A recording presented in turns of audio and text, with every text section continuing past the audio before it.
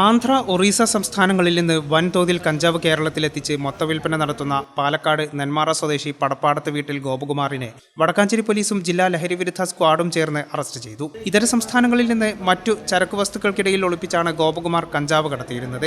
August മാസത്തിൽ കിഴക്കഞ്ചേരി നൈനാങ്കോട്ടെ വാടക വീട്ടിൽ നിന്ന് 13.5 കിലോ കഞ്ചാവ് കണ്ടെത്തിയ സംഭവത്തിൽ നടത്തിയ അന്വേഷണത്തിലാണ് ഗോപകുമാറും പിടിയിലായത്. അന്ന് കിഴക്കഞ്ചേരി സ്വദേശി സുന്ദരൻ കഞ്ചാവ് സൂക്ഷിക്കാൻ ഏൽപ്പിച്ച സുന്ദരന്റെ മകളുടെ ഭർത്താവിന്റെ അമ്മയും അണക്കപ്പാറ സ്വദേശിനിയുമായ സ്വപ്ന എന്നിവരെ പോലീസ് അറസ്റ്റ് ചെയ്തിരുന്നു. സ്വപ്നയും സുന്ദരനും ഇപ്പോൾ റിമാൻഡിലാണ്.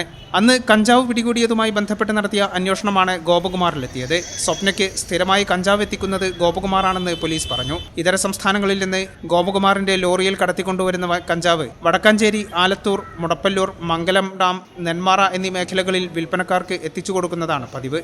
ഗോപകുമാറിന്റെ അറസ്റ്റോടെ പാലക്കാട് ജില്ലയിലെ വിവിധ പ്രദേശങ്ങളിൽ ഇയാൾ കഞ്ചാവ് കൈമാറുന്ന ആളുകളെപ്പറ്റി പോലീസിന് വിവരം ലഭിച്ചതായാണ് സൂചന.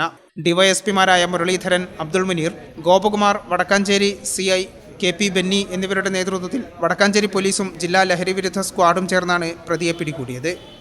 ഈ channel news, Palakkad.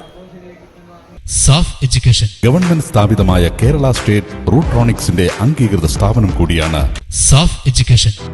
Our courses PGDCA, DCA, Data Entry, Indian and Foreign Accounting, Tally and GST, AutoCAD, graphic designing എന്നീ കോഴ്സുകൾക്ക് അംഗീകൃത സർട്ടിഫിക്കറ്റോടെ സാഫ് എഡ്യൂക്കേഷൻ പഠിക്കാം.